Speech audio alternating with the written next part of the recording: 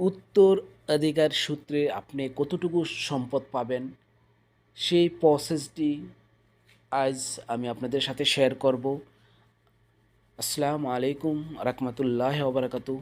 Hello বন্ধুরা, welcome my YouTube channel. আরও একটি নতুন টিউটোরিয়াল ভিডিও নিয়ে আপনাদের মাঝে হাজির হলাম। খুবই গুরুত্বপূর্ণ ভিডিওটি আমি আজ আপনাদের মাঝে নিয়ে আসলাম। ভিডিওটি হলো উত্তরাধিকার সূত্রে আমরা জমির বন্টন করতে গেলে আমরা উকিল মুক্তার অথবা যারা জমি আমিনতি করে সে আমিন তাদের কাছে গিয়ে হিসাবটি করতে হয়। আমার এই ভিডিওটি দেখার পরে আপনাদের আর উকিল মুক্তার অথবা আমিনের কাছে যেতে হবে না। আপনারা একটি বাংলাদেশের সরকারের একটি অ্যাপ্লিকেশনের মাধ্যমে খুব সহজে উত্তরাধিকার সূত্রে আপনি কতটুকু জমি পাবেন, আপনার পিতার যদি টাকা থেকে থাকে কতটুকু টাকা আপনি পাবেন, স্বর্ণ থাকলে কতটুকু স্বর্ণ আপনি পাবেন, বিস্তারিত আপনারা শিখে নিতে পারবেন। তবে এই ভিডিওটি যেহেতু খুবই গুরুত্বপূর্ণ, তাই আপনারা যদি উত্তরাধিকার সূত্রে কতটুকু সম্পদ পাবেন শিখতে চান তাহলে অবশ্যই ভিডিওটি স্কিপ না করে ধৈর্য সহকারে প্রথম থেকে যদি শেষ অবধি দেখেন, তাহলে আজকের পর থেকে আর এই জমির বন্টনের হিসাবের জন্য কাউকে কাছে যেতে হবে না। আপনি নিজের হিসাব করতে পারবেন, এমনকি অন্যের হিসাবও আপনারা করে দিতে পারবেন। তাই চলুন কথা না বাড়িয়ে শুরু করা যাক। আর যারা আমার এই ইউটিউব চ্যানেলটিতে নতুন তারা অবশ্যই আমার ইউটিউব চ্যানেলটিকে সাবস্ক্রাইব করে রাখবেন। যদি আমার পেজটিতে দেখে থাকেন তাহলে অবশ্যই আমার পেজটিকে ফলো দিয়ে রাখবেন। আমি কি করেছি, প্রথমে প্লে স্টোর থেকে আমি কি করছি, উত্তরাধিকার এই অ্যাপ্লিকেশনটিকে আমি ইনস্টল করে রেখেছি। আপনারা প্রথম প্লে স্টোরটি ওপেন করে নেবেন, তারপরে লিখবেন উত্তরাধিকার লেখার পরে এই অ্যাপ্লিকেশনটি চলে আসবে। এই অ্যাপ্লিকেশনটিকে আপনারা ইনস্টল করে নেবেন। আমি যেহেতু ইনস্টল করে রেখেছি, আমি এই অ্যাপ্লিকেশনটির উপর ট্যাপ করে দিব। অ্যাপ্লিকেশনটির উপর ট্যাপ করে দেওয়ার পরে দেখেন উত্তরাধিকার বাংলা এই অ্যাপ্লিকেশনটি চলে আসলো। আপনারা অবশ্যই এটাকে বাংলাতে রেখে দিবেন, তবে এখানে কিন্তু ইংলিশ করার প্রসেস আছে। আর যদি আপনি ইংলিশে করতে চান তবে আমি আপনাদেরকে সাজেস্ট করব আপনারা অবশ্যই বাংলাতে রেখে দিবেন। লেখার পরে দেখেন এখানে কিন্তু স্বামী লেখা আছে, এখানে লেখা আছে জীবিত আত্মীয় স্বজনের তালিকা। আর এখানে স্বামী স্ত্রী, এখানে স্বামী স্ত্রী বলতে আপনার আপনি যার সম্পদ বন্টন করবেন অত যার হিসাবে আপনি করে দিবেন, আপনি নিজের হোক অন্যের হোক, তার পিতা মাতা এলো স্বামী স্ত্রী, তাদেরকেই বোঝানো হয়েছে। অবশ্যই আপনি সম্পদের বন্টন করলে আপনি কার কাছ থেকে সম্পদ পাবেন? সম্পদ অবশ্যই আপনার পিতার কাছ থেকে পাবেন। আপনি যার হিসাবটি করে দিবেন সে তার পিতার কাছ থেকে সম্পদ পাবে। তাই পিতা স্বামী স্ত্রী হলো পিতামাতা। তারপরে আর বাকি যে এখানে দেখাচ্ছে স্বামী স্ত্রী, এর নিচে যে পুত্র দেখাচ্ছে, পুত্র হলো এই স্বামী স্ত্রী, তার পুত্র, তার মৃত্যুপুত্র, তার কন্যা, মৃতকন্যা, পিতা। এই পিতা হলো এই আপনি যার সম্পত্তি বন্টন করছেন তার তার এই হলো পিতা। এখানে সব হলো স্বামী স্ত্রী, তাদের সাথেই লিঙ্ক। এটা আপনাকে এটা একটু সঠিকভাবে বুঝে নিতে হবে এই স্বামী স্ত্রী বলতে কাকে বোঝাচ্ছে। আমি আবারও বলছি, স্বামী স্ত্রী বলতে আপনি যার সম্পদ বন্টন করবেন অথবা আপনি নিজের হোক অথবা অন্যের হোক, তার পিতা মাতা হলো স্বামী স্ত্রী বোঝানো হয়েছে। আর এর নিচে যাদেরকে বোঝানো হয়েছে এই স্বামী স্ত্রী, তাদেরই কন্যা, পিতা মাতা দাদা এগুলা বোঝানো হয়েছে। এখানে আপনার সাথে অথবা অন্যের সাথে কোনো লিঙ্ক নেই। এখানে পিতা, তারপর মাতা, দাদা দাদি, নানি, সহোদর ভাই, সহোদর বোন, সৎ ভাই সৎ বোন, এখানে অনেকগুলো অপশান আছে। আপনারা যদি আপনার যার সম্পত্তি বন্টন করবেন, যদি মনে করেন আপনার পিতার সম্পত্তি বন্টন করবেন, তাহলে আপনার পিতা যদি মৃত হলে আপনার ফ্যামিলিতে আর কে আছে, যদি মা থাকে তাহলে মা সিলেক্ট করে নিতে হবে, এখান থেকে মা সিলেক্ট করে নিতে হবে। যদি পুত্র বলতে ওনার কত পুত্র অত শত সন্তান, আপনারা কয় ভাই বোন, যদি সৎ ভাই হয়, আপন ভাই হয়, যেটি হোক আপনারা এখানে এই ঘরটিতে বসাবেন। আপনারা কিন্তু এই এখানে আপনার পুত্র মনে করেন যে আপনার বাপে দুই বিবাহ করেছে, তখন আপনি কি করলেন, এখানে আপনারা লেখলেন আপনারা কয়জন, আবার সৎ ভাই কয়জন, আলাদা লিখবেন না। আপনারা অবশ্যই পুত্র জায়গায় আপনারা কত ভাই সেটা লিখবেন। আমি হয়তোবা ৩ জন দিয়ে দিলাম আমি আপনাদেরকে বুঝানোর জন্য।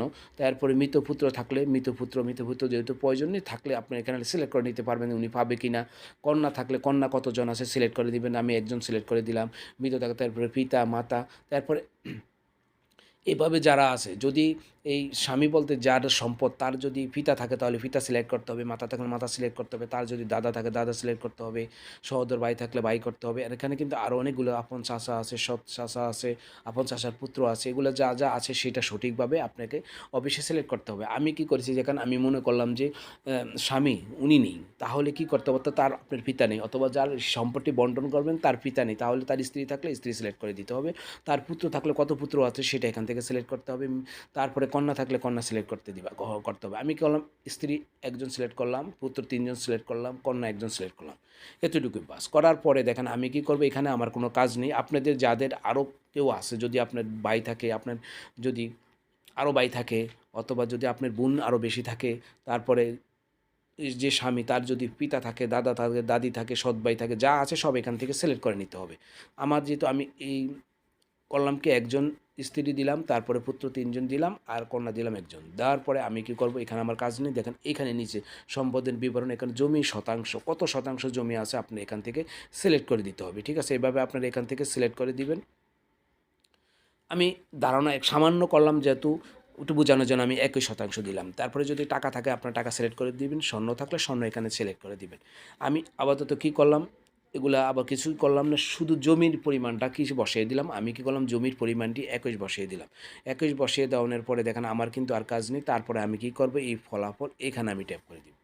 ফলাফলে এখানে ট্যাপ করে দেওয়ার পরে আমি কী করলাম, দেখেন এখানে ট্যাপ করে দিয়ে আমি এখান থেকে আমি এবার বসিয়ে দিলাম। আমি ২১% বসিয়ে দিলাম, অর্থাৎ একটু কম সংখ্যা বসালাম আপনাদেরকে বোঝানোর জন্য। তারপরে আমি কী করব, দেখেন এখানে নিচে আছে ফলাফল, এই ফলাফলের উপর ট্যাপ করে দিব। ফলাফলের উপর ট্যাপ করে দেওয়ার পরে দেখেন আমি একটু অপেক্ষা করতে হবে। আমি এখানে ২১ বসিয়ে দিলাম, দেওয়ার পরে দেখেন আমি ফলাফলও ট্যাপ করে দিই। আমি কি করলাম, দেখেন এখানে সব ঠিক রাখার পরে তারপরে শতাংশ এখানে কত ২১ লিখে আমি কী করবো, এই ফলাফলের উপর ট্যাপ করে দিব। ফলাফলের উপর ট্যাপ করে দেওয়ার পরে দেখেন আমাকে কিন্তু এখানে কিন্তু দেখাচ্ছে সম্পূর্ণ, দেখুন এখানে কিন্তু সম্পূর্ণ সম্পত্তির পরিমাণটি দেখাচ্ছে। সম্পত্তির পরিমাণ দেখানোর পরে দেখেন এখানে কিন্তু নিচে এই সংখ্যাতে কিন্তু আপনাদেরকে কিন্তু কে কতটুকু সম্পদ পাবেন সেটা কিন্তু এখানে দেখাচ্ছে। দেখানোর পরে দেখেন এখানে কিন্তু টোটাল সম্পত্তি হলো কি ২১। আমি কিন্তু ২১ ধরেছি। আপনার যতটুকু হয় সেটা কিন্তু সঠিকভাবে লিখতে হবে। যদি টাকার অঙ্ক থাকে টাকার অঙ্ক লিখবেন, দেখবেন। আর যদি স্বর্ণ থাকে তো স্বর্ণ লিখতে পারেন। এখানে কিন্তু স্বর্ণ এবং টাকা কিন্তু 0 দেখাচ্ছে। আমি শুধু কি করেছি, শুধু জমির পরিমাণটা লিখেছি। জমির পরিমাণ লেখার পরে যে আমি যার সম্পত্তি বন্টন করব তার কিন্তু স্ত্রী যদি থাকে তাহলে সে কতটুকু পাবে। দেখেন এখানে কিন্তু আমার টোটাল জমির পরিমাণ ছিল কত, ২১। ২১-এর মধ্যে স্ত্রী পাবে কত, ২.16, অর্থাৎ 2.63। স্ত্রী পাবে কত, 2.63। আর পুত্র যেহেতু ৩ জন, প্রথম পুত্র পাবে 5.25, দ্বিতীয় পুত্র পাবে 5.25, তৃতীয় পুত্র অর্থাৎ ৩ নম্বর পুত্র পাবে 5.25, অর্থাৎ তিনও পুত্র কিন্তু 5.25 করে পাবে। আর কন্যা পাবে 2.63। তাতে বোঝা গেল যার স্ত্রী পাবে, অর্থাৎ যার সম্পত্তি বন্টন করতেছেন তার স্ত্রী পাবে কত, 2.63। আর তার যেহেতু এক কন্যা আছে তার সেও পাবে 2.63, কিন্তু তার ৩ পুত্র পাবে কত, 5.25। এইভাবে আপনারা কিন্তু খুব সহজে উত্তরাধিকার সূত্রের কতটুকু সম্পদ আপনারা পাবেন এই বন্টন হিসাবটি খুব সহজে করে নিতে পারবেন, যেহেতু এটা সরকারি একটি অ্যাপ্লিকেশন। আর এই অ্যাপ্লিকেশনটি সম্পূর্ণ সরকার দ্বারা নির্ধারিত। তাতে কিন্তু আপনাদের ভুল হওয়ার অথবা অন্যের পরামর্শ নেওয়ার কোনো প্রয়োজন নেই। আমি আজ থেকে সাজেস্ট করব, আপনারা যারা আমার এই ভিডিওটি দেখবেন, দেখে আপনার অ্যাপ্লিকেশনটি ডাউনলোড করে রাখবেন। আপনার প্রয়োজনে আসতে পারে অথবা অন্যের প্রয়োজনেও আসতে পারে। আপনাদের বাপের অথবা আপনার অন্য কোনো লোকের যদি সম্পদ হিসাব করতে চান, অথবা আপনি নিজের যদি সম্পদ হিসাব করতে চান, যে আপনার কতটুকু সম্পদ আছে, আপনার ছেলে পাবে কত, মেয়ে পাবে কত, আপনার আত্মীয়স্বজন থাকলে তারা কতটুকু পাবে, এখানে সম্পূর্ণ আপনারা এখানে বসিয়ে দিয়ে আপনারা যখন এই ফলাফলে ট্যাপ করার সাথে সাথে কিন্তু এখানে আপনাদেরকে নিয়ে আসবে। এই পেটিতে নিয়ে আসার পরে আপনারা এখান থেকে দেখে নিতে পারবেন যে আপনার স্ত্রী কতটুকু পাবে, আপনার ছেলে থাকলে ছেলেরা কত পাবে, আপনার যদি সৎ ছেলে থাকে তারা কতটুকু পাবে।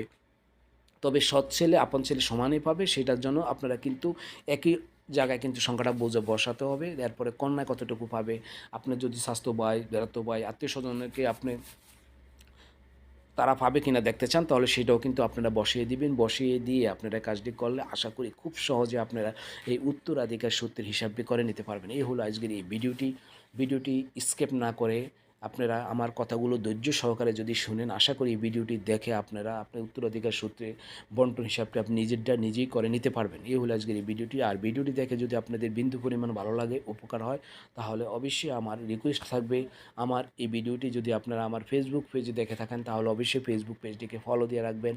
আর যদি আমার ইউটিউব চ্যানেলে দেখেন তাহলে অবশ্যই চ্যানেলটিকে সাবস্ক্রাইব করে পাশে থাকা নোটিফিকেশনটিকে অন করে দিবেন, কারণ আমি যখন এই ধরনের নতুন নতুন ভিডিও আপলোড করব সবার আগে আপনারা আপডেট পেয়ে যাবেন। ওকে, আল্লাহ হাফেজ, ভালো থাকবেন।